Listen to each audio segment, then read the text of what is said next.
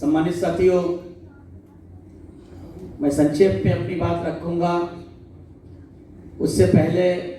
मैं बहुजन समाज में जन्मे संतों, गुरुओं, महापुरुषों में विशेष रूप से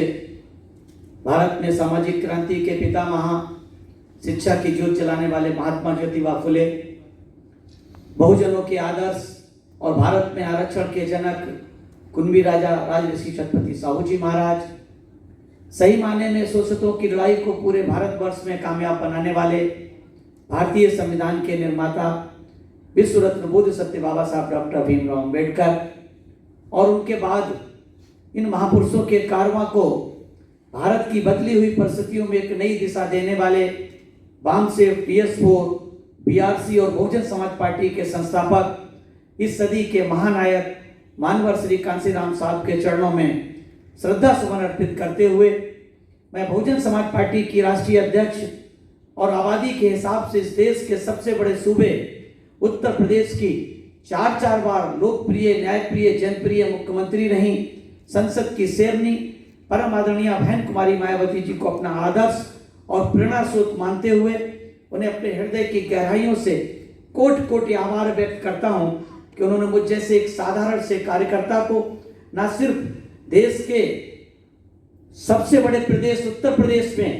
के उच्च सदन में भेजने का काम किया, बल्कि देश के सर्वोच्च सदन में बोलने और बैठने का अवसर प्रदान किया। आज इस कार्यक्रम में हमारे साथ मुख्य अतिथि के रूप में उपस्थित बहुजन समाज पार्टी के national vice president honourable doctor Anand Kumar ji, हमारे बीच में पूर्व मुख्य मार्गदर्शक के रूप में उपस्थित बहुजन समाज पार्टी के नेशनल कोऑर्डिनेटर, युवा डायनामिक लीडर माननीय आकाश आनंद जी, हमारे केंद्र की ओर से केंद्रीय स्टेट कोऑर्डिनेटर जो महाराष्ट्र के साथ साथ तमिलनाडु, कर्नाटका, गुजरात और केरला, पांडिचेरी जैसे प्रदेशों में पार्टी को गति देने का काम कर रहे छोटे भाई नितिन सिंह जी, हमारे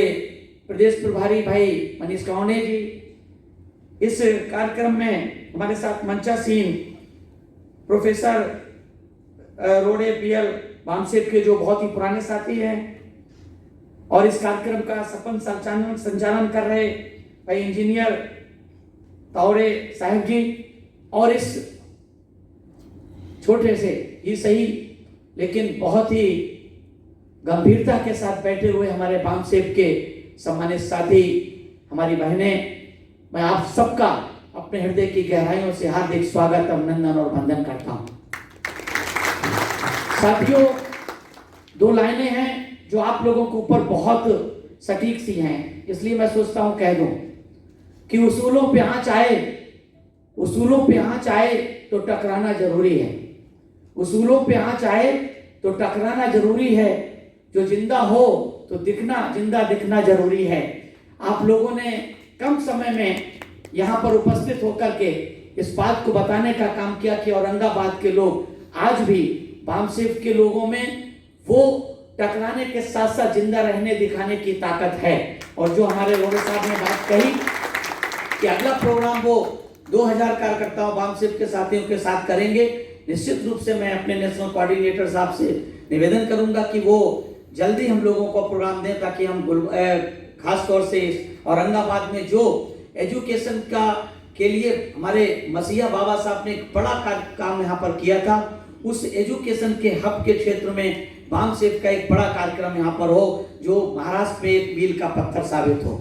साथियों, मैं बहुत लंबी चौड़ी बात नहीं करूंगा, मैं सिर्फ आप लोगों से 2-3 मिनट में अपने दोनों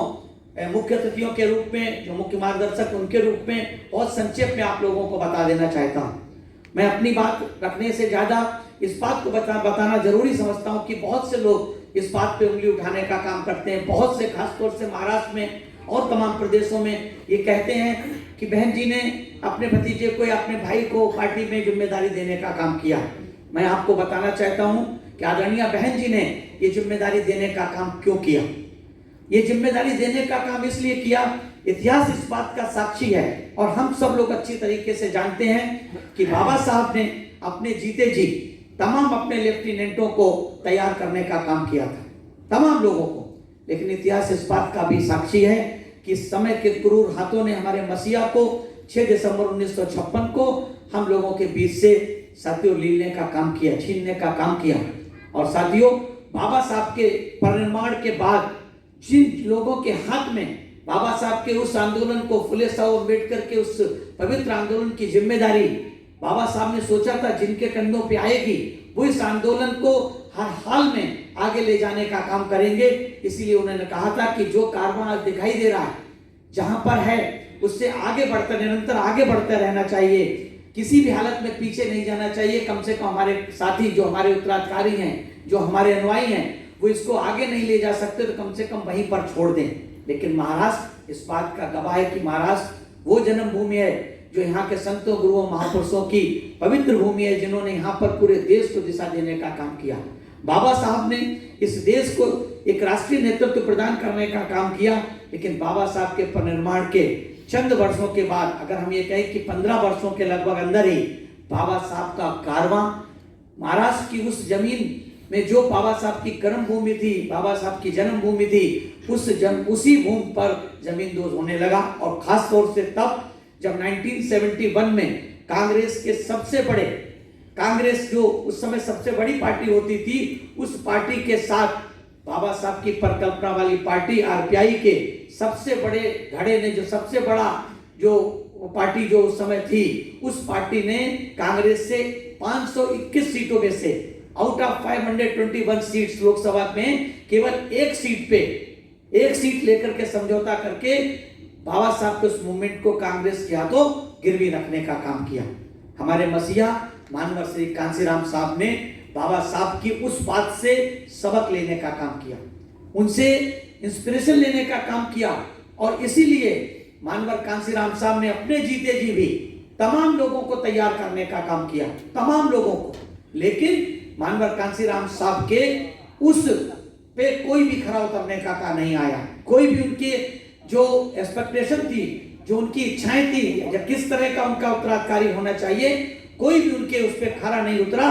तब उन्होंने बहुत सोच विचार करने के बाद आदरणीय बहन जी को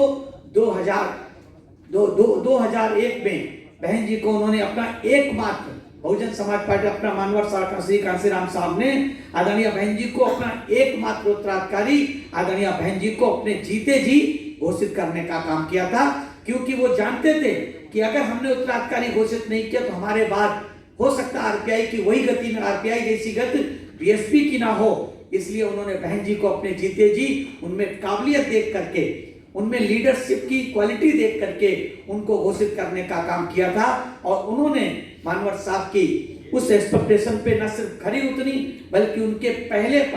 परिनिर्वाण दिवस के बाद जो उनका 2006 में परिनिर्वाण हुआ, उसके बाद जो पहला आम चुनाव हुआ उत्तर प्रदेश में, बहन जी ने पूर्ण बहुमत की सरकार 17 सालों के बाद उत्तर प्रदेश में, बहुजन समाज पार्टी एक ऐसी पार्टी थी जो किसी पार्टी ने पूर्ण बहुमत की सरकार बनाने का काम किया। अर्थात उन्होंने मानवर साहब की एक्सपेक्टेशन पे खरी उतरने का काम किया उनके उस पर। इस बात से बहन जी ने उसी परंपरा को आगे बढ़ाते हुए तमाम युवाओं को मौका देने का काम किया, तमाम राष्ट्रीय उपाध्यक्ष बनाने का काम किया, तमाम लोगों को। लेकिन आप लोगों ने खुद देखा कितने उपाध्यक्ष आए और चले गए। लेकिन बहन जी चाहती थी कि इस मूवमेंट को गति देने का काम करे, लेकिन आप लोग जानते हैं उन्होंने युवाओं को भी दिया, उन्होंने थोड़े जो मैच्योर थे उनको भी देने का काम किया, नौजवानों, बहुत ज्यादा नौजवानों को तैयार करके भी देने का काम किया। लेकिन कोई भी आदरणीय बहन जी की अपेक्षाओं पे खरे नहीं उतरे, उनके एक्सपेक्टेशंस पे खरे नहीं उतरे। यहां तक कि कुछ लोगों ने तो बहन जी के आंदोलन को बल्कि नुकसान तक पहुंचाने का काम किया। तब बहुजन समाज पार्टी के काफी वरिष्ठ साथियों ने आदरणीय बहन जी से रिक्वेस्ट की कि बहन जी, जितने लोगों को आपने राष्ट्रीय उपाध्यक्ष बनाया, किसी को कोऑर्डिनेटर बनाने का काम किया, वो आपकी अपेक्षाओं पे खरे नहीं उतरे हैं। इसलिए हम सब लोगों का निवेदन है कि आप परिवार के किसी सदस्य को आप पार्टी का राष्ट्रीय उपाध्यक्ष बना करके आप जिम्मेदारी देने का काम करें। बहन जी इस बात पे तैयार नहीं थी, उस कंडीशन में भी तैयार नहीं थी जब आदरणीय बहन जी एक बार बहुत बीमार पड़ी। उनके परिवार के काफी लोग जो थे बहन जी का साथ छोड़ गए जब बहन जी पे परेशानियां आई। लेकिन क्योंकि बहन जी सत्य पे लड़ रही थी, सच्चाई की लड़ाई लड़ रही थी। तो कहते हैं कि सत्य परेशान हो सकता है, पराजित नहीं हो सकता है। बहन जी पराजित नहीं हुई, यहाँ तक कि बहन जी का हीमोग्लोबिन, जो तमाम डॉक्टर साथी हमारे इसमें होंगे, 6 मिलीग्राम पे तक आ गया। उस समय बहन जी के लिए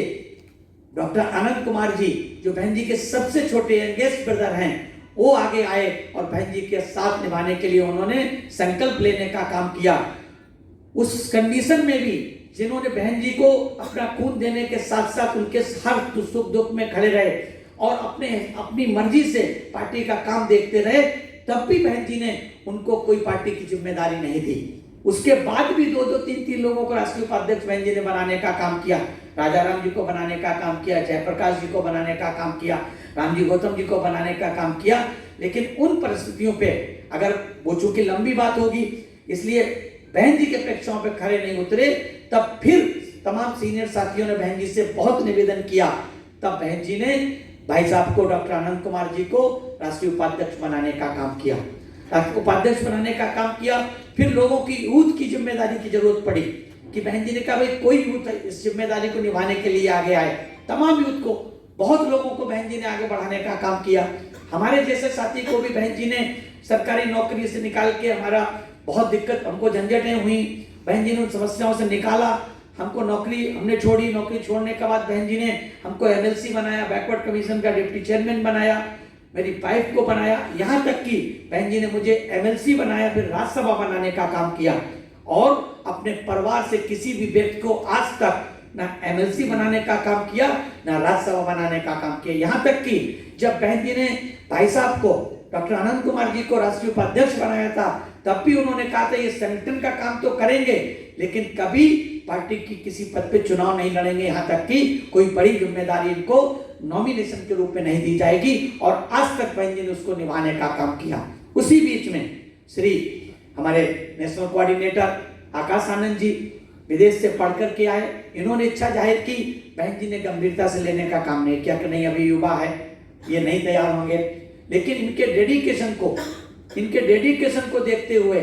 इनके बीएसपी पार्टी के प्रति उस जुझारूपन को देखते हुए, इनकी तैयारी को देखते हुए, काफी लंबे समय के बाद, 1-1.5 साल के बाद बहन जी ने फिर इनको श्री रामजी गौतम जी के साथ नेशनल कोऑर्डिनेटर बना करके पूरे देश की जिम्मेदारी देने का काम किया।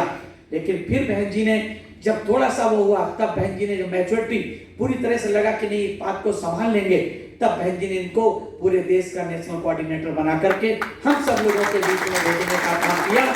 और न सिर्फ भेजने का काम किया, इंडिपेंडेंट भेजने का काम किया श्री आकाश आनंद जी को। और आप लोगों ने यूट्यूब के माध्यम से, तमाम और मीडिया के माध्यम से देखा होगा,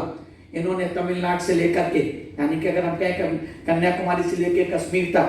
और अगर कहें पोरबंदर गुजरात से लेकर के और उत्तर वाले बंगाल उड़ीसा तक अगर आप देखें, तो आकाश आनंद जी ने सब जगह जाकर के बहुजन समाज पार्टी को मजबूती प्रदान करने का काम किया। न सिर्फ मजबूती प्रदान करने का काम किया, हम आप अच्छी तरीके से जानते हैं कि आकाश आनंद जी को देखने के लिए, मिलने के लिए युवा बहुत तेजी के साथ जुड़ा है। राजस्थान में आपने देखा, मध्य प्रदेश में देखा, तेलंगाना में देखा, छत्तीसगढ़ में देखा, कर्नाटका में देखा, तमिलनाडु में देखा, महाराष्ट्र में भी आप लोगों ने 9 नवंबर को, पिछली साल 9 नवंबर को आपने कार्यक्रम को देखा। बड़े पैमाने पे लोग आए और जो चुनाव हुए आपने देखा किस तरह से भीड़ बहन जी के प्रोग्रामों में, आकाश आनंद जी के प्रोग्राम में उमड़ी। तो मैं सिर्फ यही कहना चाहता हूं कि हमारे आपके बीच में श्री आकाश आनंद जी आए और आप लोगों के, बिल्कुल आप लोगों के बीच में हैं, कार्यकर्ताओं जैसे बिल्कुल भाईचारे की तरह वो काम करते हैं। उनके काम करने का तरीका बिल्कुल बहुत ज्यादा वी फीलिंग वाला है, अपनेपन वाला है। मैं आप लोगों से निवेदन करूंगा, जोरदार तालियों के साथ आप उनका स्वागत करें। और इसी के साथ मैं और ज्यादा समय न लेते हुए मैं सिर्फ यही कहूंगा कि जो रोड़े साहब ने एक बात कही कि जो स्टैचू वाली बात, सच्चाई ये है कि वो लोग जो सुप्रीम कोर्ट के कमेटी थी, जो SC ST OBC के लोगों की, जो वहां पे स्टैचू लगवाना चाहते थे, वो बीजेपी, कांग्रेस, RPI या अन्य पार्टियों के तमाम मेंबर ऑफ पार्लियामेंट, जो 131 मेंबर ऑफ पार्लियामेंट चुनकर गए थे SC ST के 131, उन 131 पार्लियामेंट में से ज्यादातर के पास वो गए, लेकिन किसी ने भी उनको एक उनकी सिफारिश करना तो दूर, उनसे ठीक से बात करने की, यहाँ तक कि आपके जो माननीय मंत्री जी हैं आपके प्रदेश के अठावले जी, उनके पास भी गए वो लोग और उन्होंने कहा छोड़ो, कहाँ कहाँ बाबा साहब की स्टेचू लगवाओगे, छोड़ो। उदित राज के पास गए और तमाम लोगों के पास गए, आपके जो चेंबूर से आपके MP हैं राहुल सेवाला शिवसेना, उनके पास गए, ऐसे तमाम लोगों के पास गए, लेकिन किसी ने नहीं सुना। तब आदरणीय बहन जी के दिशा निर्देश पे हमने उन लोगों का साथ दिया। भले ही आज सरकार क्रेडिट मिले, लेकिन इसके लिए इनिशिएट करने का काम आपके छोटे भाई, आपके बड़े भाई, बहन जी के निर्देश पर अशोक सिद्धार्थ ने आपके साथियों बात को रखने का काम किया, आज सम्मान मिला। इसलिए साथियों आप जोरदार तालियों के साथ नेशनल कोऑर्डिनेटर श्री आकाश आनंद जी का स्वागत करें और मैं सीधे उनको आमंत्रित करता हूं कि आप लोगों से मुखातिब हूं, मैं आप लोगों के बीच में उनका ज्यादा समय नहीं लूंगा आपका, कि आप लोगों को संबोधित करने का काम करें। श्री आकाश।